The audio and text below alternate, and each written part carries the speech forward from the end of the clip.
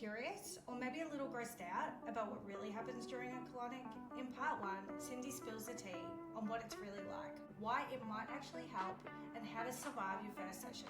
Yeah, we're talking all things poo, zero judgment, plenty of laughs, and maybe a little too much honesty. Hi, I'm Britt. And I'm Amy, and welcome to the Every Season podcast. We're here for a fun time, not a long time. Hopefully we're here for a bit of a long time. Hey, Britt. Hey, Ames. Would you say you need some assistance when it comes to being more aware of your body? Why? What have you got?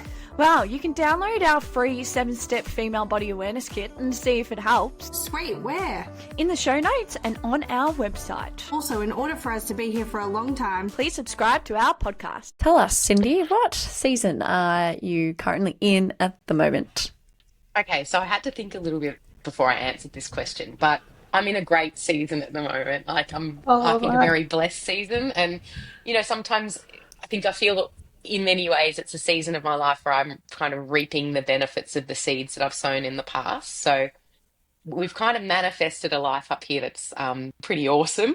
Just a really nice balance between work, study, so I can have time for personal endeavours again, which is great. That didn't happen for a long time. And so now, I'm studying, doing some personal endeavours, running the clinic myself. So I get that sort of hands-on, one-on-one feedback from clients, which when I had the bigger clinic and I was managing staff and running it from a different perspective, it was just a different feeling. So I'm back on the tools, so to speak, which is really, really lovely. And then, a lot of growth and expansion within the Colonic Training Academy and the Colonic Association as well, which is really great. That I sounds love that. so exciting. Yeah, I feel like every time we speak to people, it's like they're all in their grinding season, in hustle season. So it's so refreshing to hear that you've like you're saying you're in this season of I guess happiness, reaping the benefits, so to speak. Yeah, I do remember those grinding and hustle seasons, and not fondly, but I think they're important.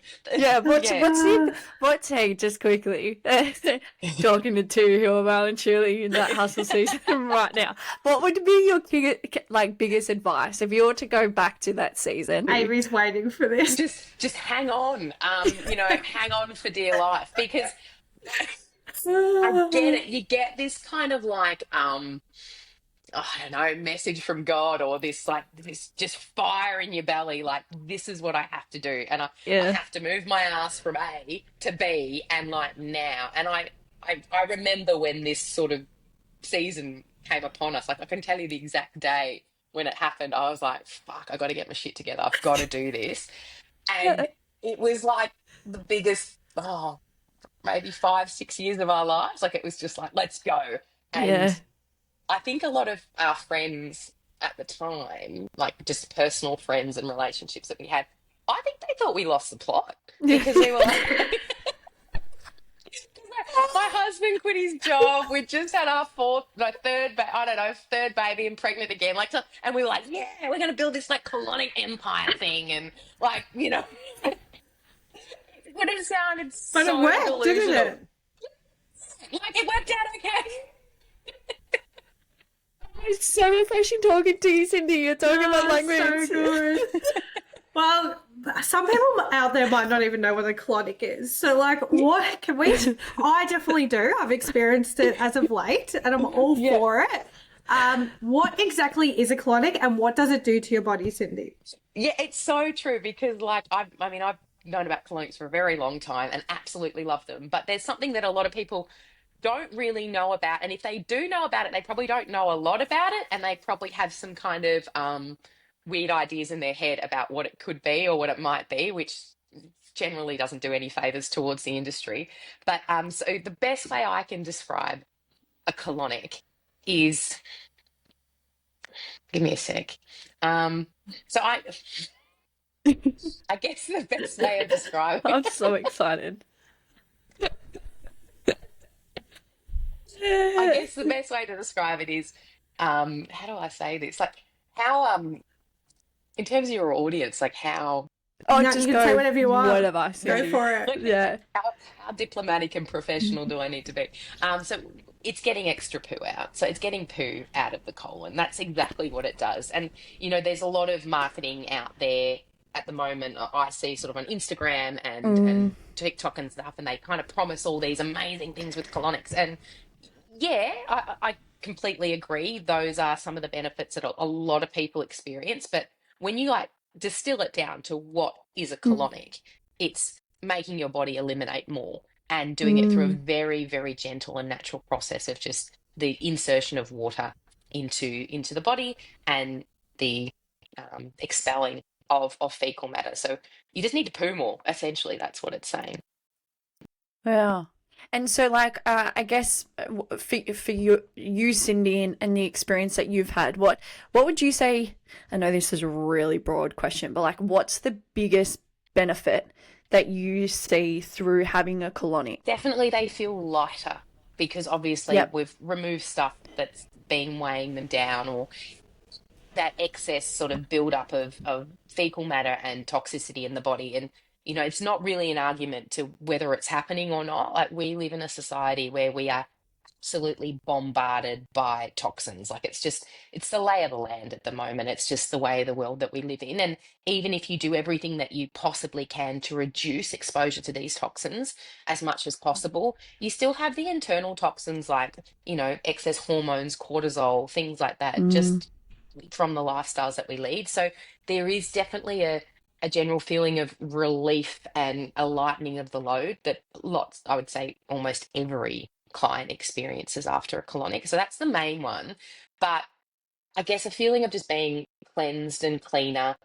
And usually, like most of the time, there's a feeling of more energy after a colonic as well, because you're running on a cleaner tank. Like, if you change your oil in your vehicle, it's going to run cleaner. So it's the same thing when you do a colonic. You're just sort of emptying out the gunk that was kind of weighing you down and keeping things stuck. So I sort of see it as like a maintenance kind of thing. It's not necessarily something that you need to do if you're constipated or if you have IBS or other digestive complaints. Like, Mm. obviously it's really, really helpful for people who are constipated and have digestive complaints, and we see a lot of people like that in clinics. But those who know, like, who are in the know, and they're looking after themselves and they want the most out of their body and their day and their health, they're doing them as a like almost like a secret weapon to make you feel lighter, give you more energy. Like brain fog's another really big one. If you experience brain fog or tiredness and your mind's just not alert, colonics are amazing for that. So a lot of like entrepreneurs and people like yourselves like utilize colonics in that way to make sure they're on top of their game. Mm. Yeah, Interesting. that's crazy. It Wow. is crazy. I can It's vouch for nuts. all of that. I was gonna say, like, because I know s- going for one it probably doesn't make too much of a difference. So, how many sessions do you really need to go for to make like a good clean out and get those benefits from? That's a really, really, really good question. So obviously when you go for one colonic is great because you can see what it is.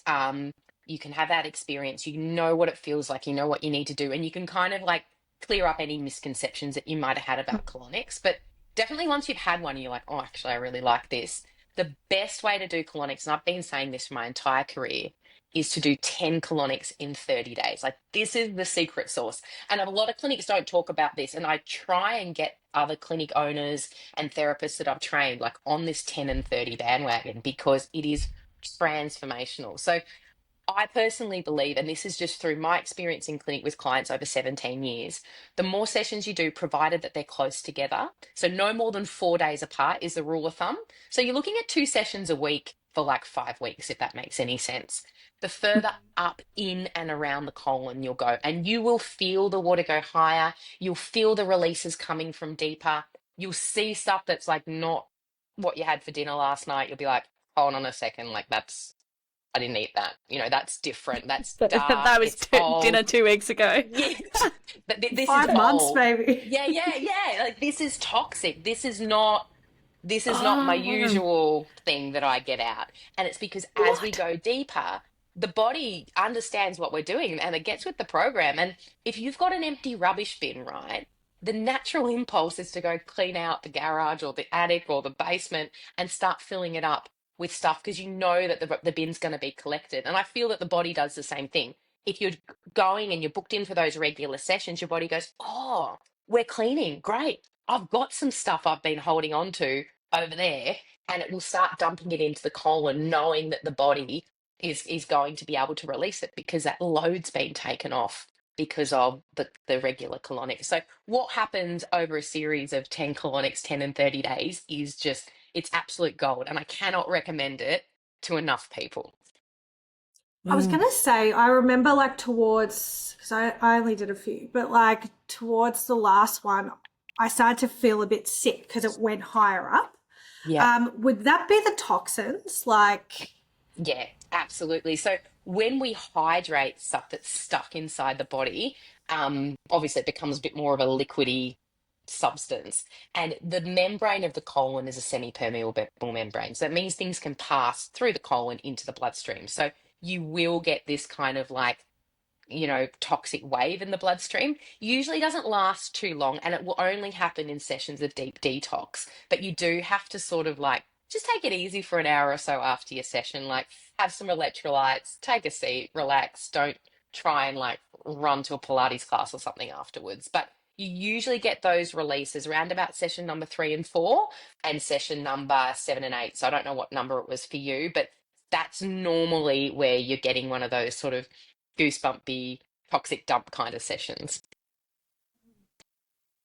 Wow. I have so many questions. Like go. after so like as you said, you're pushing for that 10 and 30. After that 10 and 30, Cindy, like how, like at what point do you then say, for example, like say with myself, like the more I'm like, oh yeah, I want to do this. If I was to do a 10 and 30 scenario, and I'm an individual that's never done something like that before, pretty healthy, I look after myself, exercise, all that type of stuff. At what point would you suggest to then do another 10 and 30? Like, is it something that lasts for a while, or? Everyone's different. But what I sort of say to people is after your 10 and 30, your relationship with your body is going to be so good. Like your body will just tell you when you need to come back in. And so I say, don't worry about it now. Go home, integrate, see how you go over the next few weeks.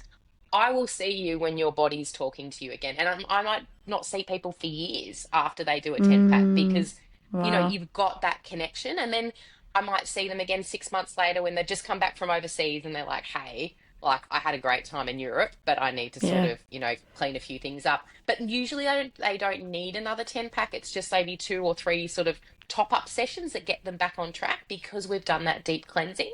But then in the same breath, like I've had clients before, they've finished a 10 pack and they're like, I know I need to do another 10 pack. Like, because their body is just telling them so strongly, like this is what they need. And generally those people, they're sort of dealing with sort of more of a chronic long-term kind of thing. They're not your sort of healthy, like yourself, like you were saying. I've definitely had clients saying, hey, I've got to keep doing this because the body starts talking to you. Once you start working with it and helping it out, like you just know what you need, and the clarity around that decision-making process is so strong.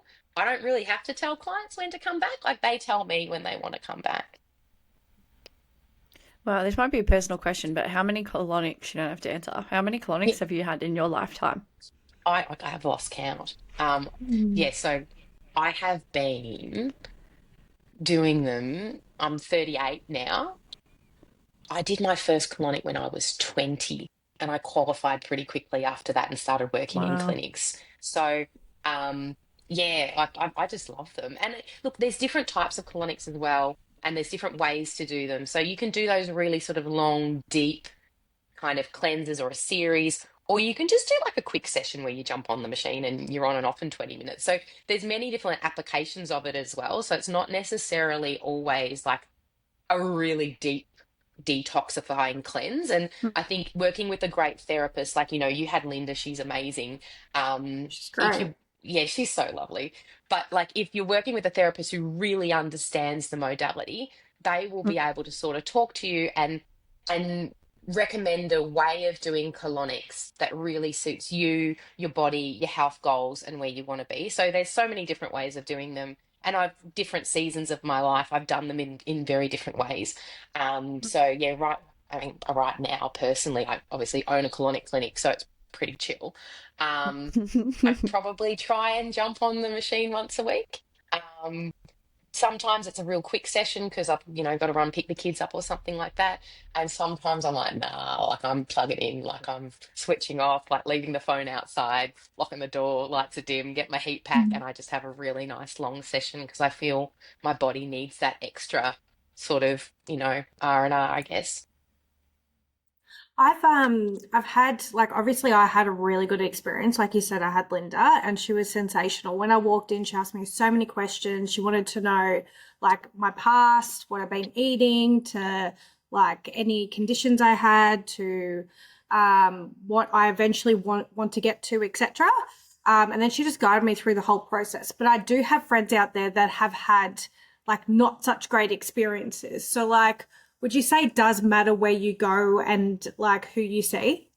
100%. I can't stress this enough. Like, colonics is an unregulated industry in Australia. So we have, guidelines and things like that, but really they're very loosely implemented. So anyone can sort of claim to be a colon hydrotherapist, and anyone can claim that the equipment that they're using is real colon hydrotherapy equipment, and that's not necessarily the case. So I always tell people when picking a clinic and picking a therapist to go with your gut. Like, I know that sounds a little bit cliche, but like, call them, have a Pun chat to intended. them, walk in, like see the place. Like, don't even make an appointment. Just walk in and be like, hey, just thought I'd ask a few questions or have a look around, and really make sure that like you establish a connection with who will be treating you, and just the general vibe of the clinic as well, because it makes the biggest difference where you go. Like, I can't stress that enough. Like, if you get an amazing therapist, you'll have an amazing session. If you get a not so great therapist, it won't be a great colonic. And one of the things, you might not know this, but there's different types of colonic equipment. So we have two main types of colonic equipment in Australia. There's technically a third as well, which is a subcategory of the first. But long story short, the equipment itself doesn't really matter. So a lot of the times people will call clinics and ask for a certain type of equipment. So they ask for an open system, they ask for a closed system, or they might ask for a Woods gravity system. Like, the system is not what's going to give you a good colonic. It's the therapist. So really, like, when you call and talk to a clinic, talk and try and make that connection with the therapist and not necessarily the system that they use. Because at the end of the day, like, the Ferrari's not going to win a race unless it has a really great driver. So it doesn't necessarily matter about the equipment. It's more the therapist that you really need to make sure you connect with. So true. I just had lost my train of thought because I had a really good question. It's because you need a colonic. You got Yeah, I know. I know. brain mate. fog. Oh, damn. Well, while you're thinking, because I know on that you said it doesn't make a difference of the actual equipment, but I have heard there's sit down ones and there's lay down ones. Are you referring to Linda's equipment as a sit down one? No, lay down one. No, so there's no such thing as a sit down one. Oh, there's They're not. all No, you're all pretty much lying down. The one Okay. the open system. Oh, it depends. It just depends on the therapist and how they set their clinic up. But the clinic that you went to Okay. had a bit of a wedge to sort of wedge you up a little bit more. I have a little Yeah. wedge in my clinic too. No, so no, it's the actual colonic system, so the medical device that they Right. use. They work on different principles and they have different speculums. Yeah, it's just a different design. Interesting. I remember now. You remember? Okay. Yeah. So just quickly going back, sorry, but why is it still unregulated, Cindy? So good question. I would say probably because there's not enough of us in Australia yet. Like, if you think about like other unregulated industries in Australia, like, I don't know, tattoo artists, laser hair removal, all those sorts of things. There's way more of those than there are colonic clinics. So this may not be entirely correct, but my understanding is probably it would be up to the state to regulate it, not necessarily, Yeah, because I okay. do know the state governments, like New South Wales is a little bit different to Victoria, and it's similar and there are crossovers, but So it's just like we haven't gotten big enough for them to really sort of pay too much attention to us yet. I do know the day is coming where regulation will happen, and there has been conversations, at a government level about colonic irrigation and clinics and what's the pathway moving forward. But yeah, I just think at this stage the industry is still too small to really sort of have any sort of blanket legislation. But hopefully one day there will be. And, I actually welcome regulation in our industry. I think it would be a very, very good thing for the industry. And the academy, the training academy that I have and the association that I have, we really work with writing sort of standard operating procedures and bringing the quality of therapist and clinic up to the highest possible standard. So we can sort of be like an example for other clinics, and we really try and help people implement procedures and policies and protocols so that we are operating with gold standards. But that said, the association's free, but doesn't mean that everyone's joined, So it just depends on the priority of the therapist or the clinic owner. And that's why I say you have to do a vibe check when you go in. Like, if you get the vibe that they love what they do and they operate out of integrity, you're going to be sweet. If you get the vibe that, like, they really don't want to be there and they don't really give a shit, well, you're probably not going to have a great session. 100%. I mean, Britt, I know that you've gone through it yourself, but for someone like myself who has absolutely no clue but has just seen like video on Instagram of just like poo in a tube, like walk me through like an actual like a first appointment, like what, not exact obviously, but like what for people to expect, because I think you're so right, like with it being unregulated, like there's not a lot of knowledge out there, and maybe the knowledge that is out there are a lot of misconceptions maybe. Yeah, I don't know, is it fair to say that?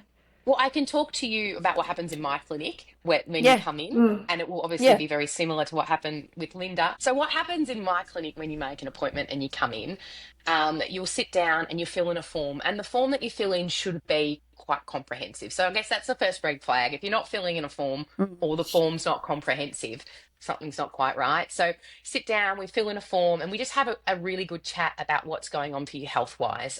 So any sort of digestive complaints, and then also your medical history as well. So a lot of the time we talk about things and people are like, well, why are you asking me about my knee surgery? But it is sometimes connected to other things that are going on in the body that could explain why your gut might be out of whack, or because essentially what we're trying to do as therapists is get down to the underlying cause of why your tummy's feeling a certain way or why your digestion's not quite right.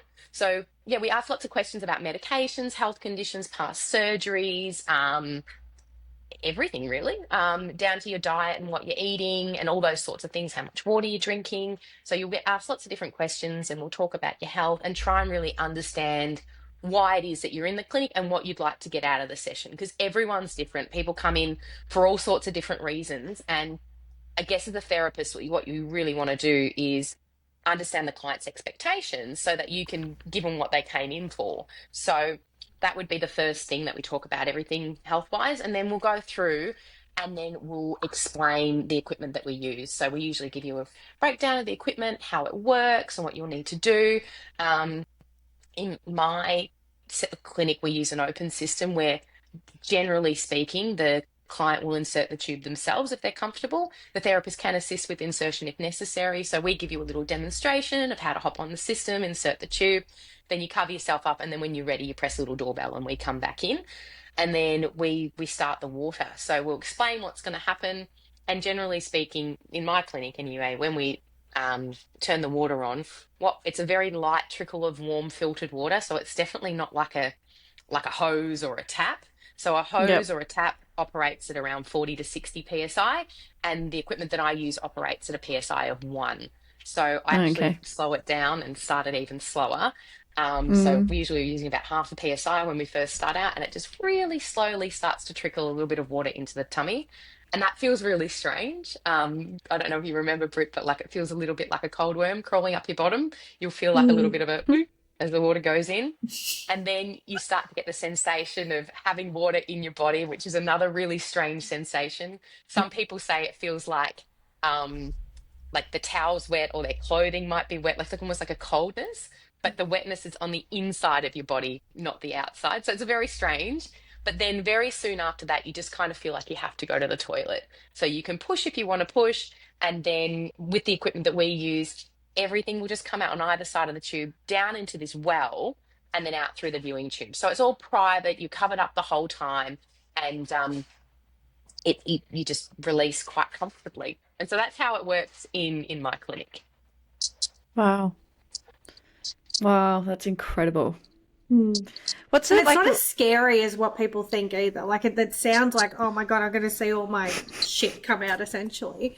But you only see that in the tube. You don't see it coming out of you down Yes, below. and it doesn't all like you don't turn the button on and all of a sudden all this poo starts flooding out. Like you imagine when you see those TikTok videos, like, with the TikTok videos, it's just like, poo, poo, poo, poo, poo.